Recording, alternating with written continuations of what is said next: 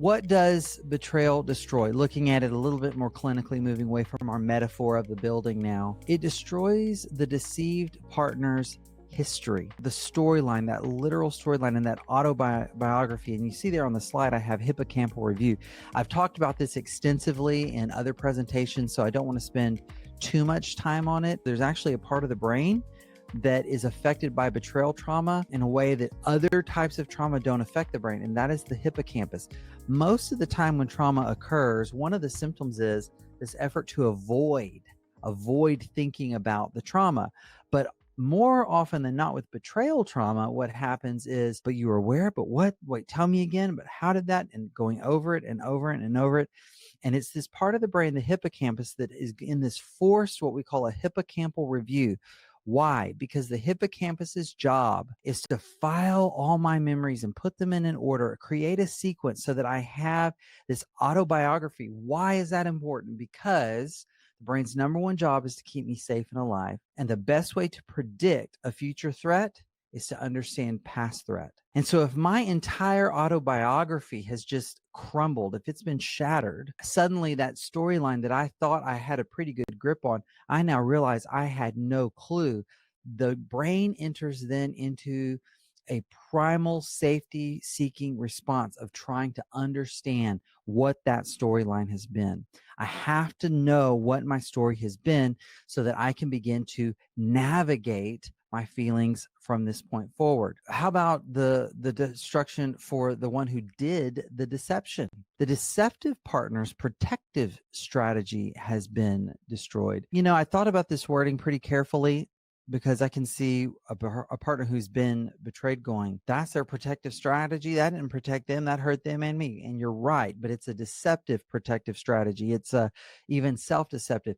Usually, not all the time, and this is not an excuse. It's a reason, not an excuse. And I do think that there's a big difference. What I see is that the people who have these massive, second lives, these hidden lives, they learn to begin keeping secrets in childhood. And in childhood, it might have worked for them to have these protective strategies.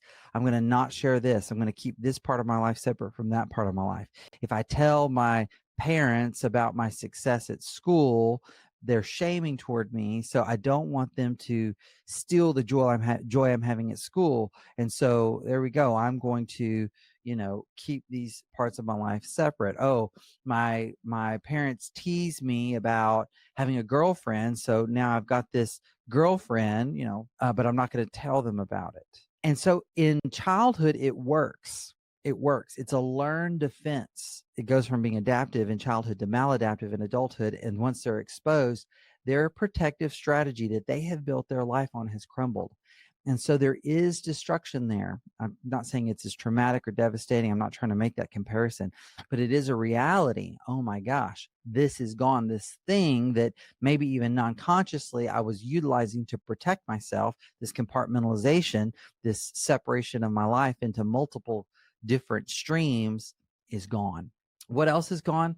Well, what else is gone is the couple's shared story, which is to say the common basis for identity and purpose as a couple. So, if we focus on this for just a moment, as a couple, what is it that you're operating on? What's holding you together? Well, it's a sense of purpose. I'm not saying it's a good purpose, okay, but I guarantee you in any relationship, that relationship has a purpose. The purpose may be save money and not be lonely. And that purpose emerges from the shared story. What have we done? What's our common history? From that history that we have, these events, these initial ways that we experience one another, we're going to come up with an identity of us. Who are we?